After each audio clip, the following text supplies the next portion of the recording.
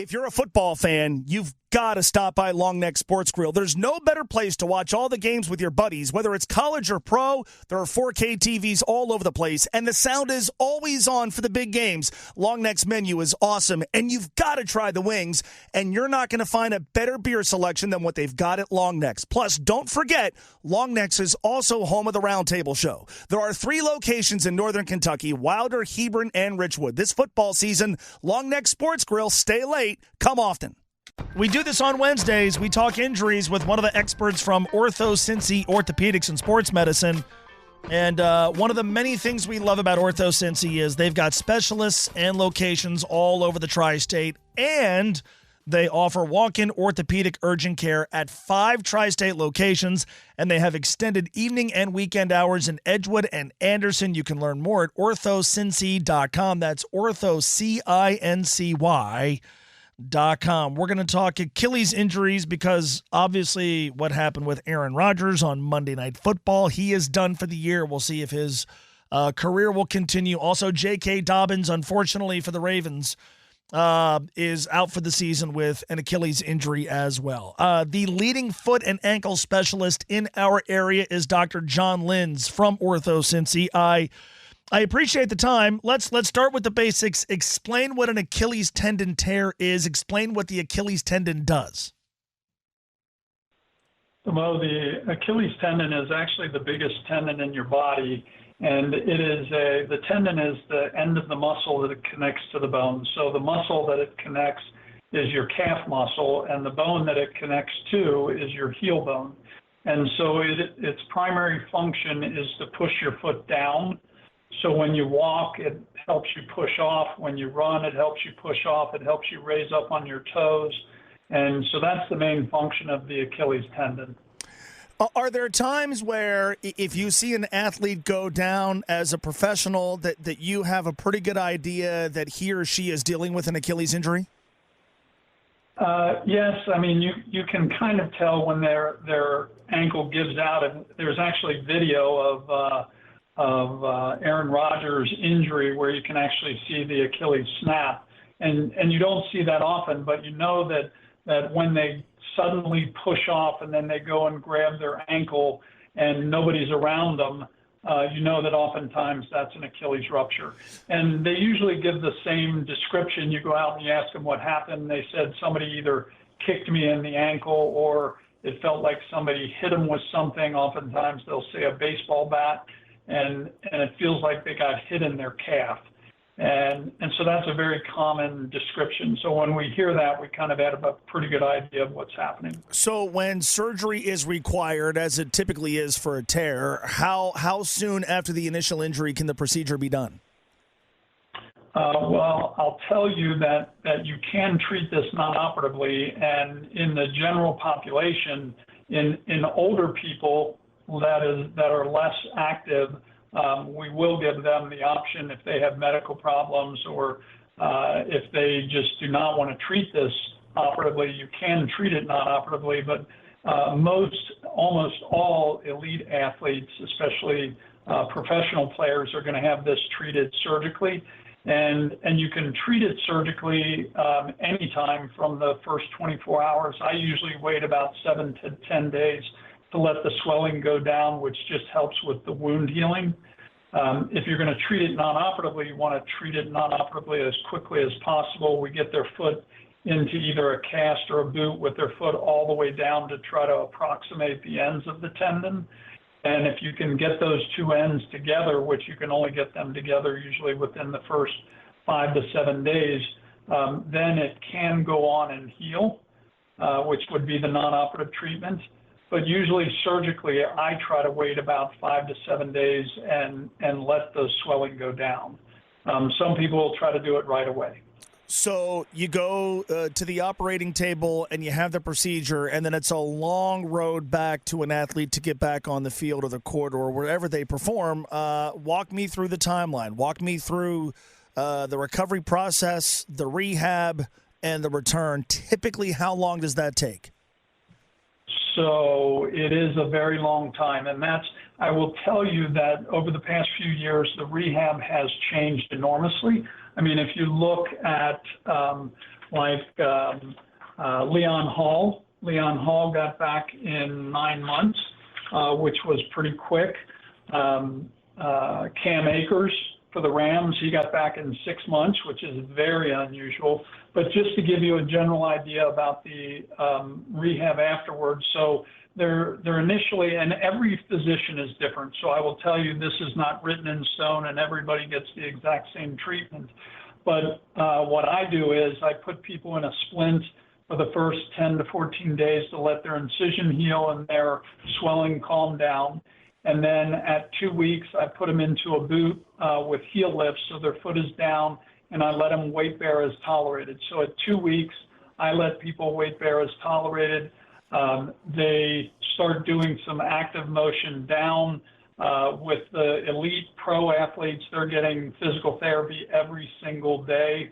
They're getting electrical stim, icing, they're taking medicines. And then 2 weeks later, we take out one of their heel lifts, get their foot closer to the floor.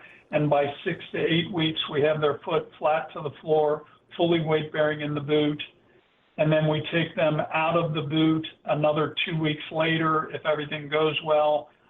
During that time, they can swim, they can bike, they can continue to weight bear in the boot, but we get them out of the boot into a shoe with a heel lift, and they're gradually increasing their activity as tolerated. So we have them, again, doing cross-training things like swimming, biking, elliptical, all of those things, running in water. We're electrical stimming them.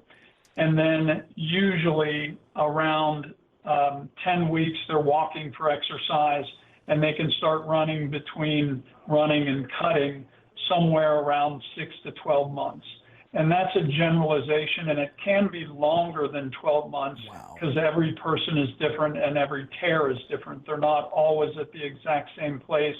Some are a little bit higher, some are a little bit lower, and that may change exactly how their rehab goes.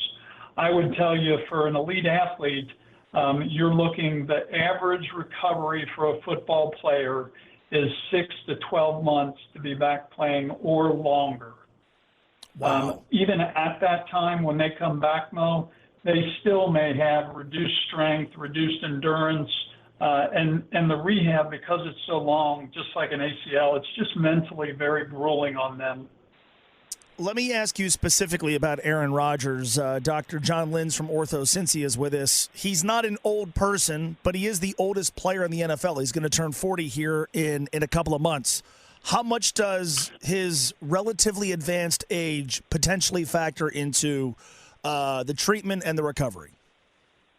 Well, there's no question, and the studies show if you compare J.K. Dobbins to Aaron Rodgers, J.K. Dobbins has a much better likelihood of returning to a much higher level of functioning. I won't say return to normal play, but a very high level of functioning. There's no question that the older you are, the less likely you are to return to a high level of functioning. And 39 for a football player, I hate to tell you, Mo, is old. And J.K. Dobbins is young. Yeah. And just to give you an idea, there was a 2021 study that looked at, because people think, everybody's going to come back from these. There was a 2021 study that showed that almost 25% of NFL, NBA, Major League Baseball, and soccer, they looked at all of the major sports, who had Achilles ruptures, 25% were unable to return to their prior level of functioning return to sport. That's a pretty high amount. Yeah, really. I have two more. Aaron Rodgers' injury occurred on turf, and I've seen what players have said about that particular playing surface in New Jersey. With J.K. Dobbins, his injury was on grass. Is either surface more prone to causing any type of foot injury, any type of leg injury, but specifically an Achilles injury? Well, the turf, and again, there's no study out there right now that shows that turf or grass is better. But empirically speaking, just by how things have gone in the past few years, you'll see that the players would much rather play on grass, and there's much less likelihood of you getting hurt on grass. It's a little bit more forgiving. whereas turf, the plastic of the turf tends to catch the cleat more, and people have higher incidence of Achilles ruptures, at least empirically, on turf. But there's no study that shows that. But if you ask the players, they would much rather play from that standpoint on grass. One more. You've convinced me I never want an Achilles tear. Whether you're someone like me or an athlete at the highest level, are there things that we could do to avoid suffering something like what we're talking about? Absolutely. Prevention includes, first and foremost, conditioning and stretching, because tightness of your calf is definitely one of the major predisposing factors.